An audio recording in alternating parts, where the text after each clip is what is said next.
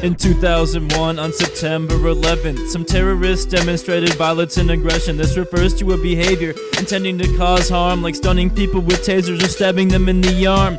Well, every experiment needs an adventurous pilgrim. For the lethal shot test, his name was Stan Milgram. He gave some random subjects a fake electrical trigger and instructed them on the severity of shocks to deliver.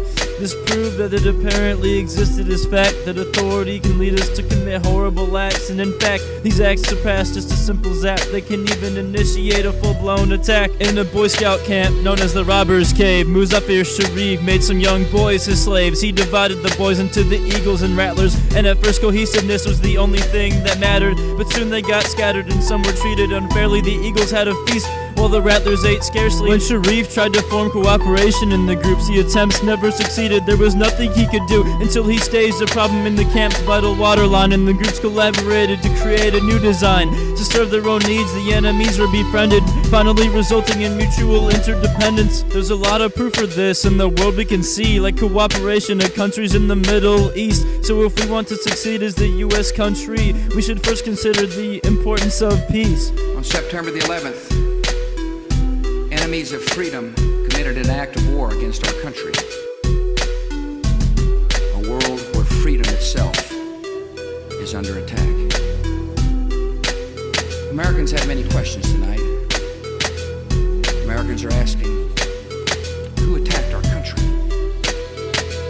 The evidence we have gathered all points to a collection of loosely affiliated terrorist organizations known as Al-Qaeda. Terrorism is defined as the use of violent act in order for a group to get another to react. Terrorism isn't quite what it is thought to be. In reality, it's really about psychology. Terrorism isn't about conquering other lands. It is mainly about who has got the upper hand. Meeting aggression with aggression is not always a negative, but malicious intent tends to be a prerequisite. We should always support effort to find common goals, but we must remember to never try and switch our roles. As Shakespeare once said, there is a method in madness, and sometimes terrorism can stem from sadness. So it's important to not tantalize or demoralize, cause the cost of this devastation is usually human lives. Herman Kelman was a man who tried to hold the pieces of the Israeli-Palestinian world. He did this by trying to bring both sides together, with meetings held in buildings to protect from weather.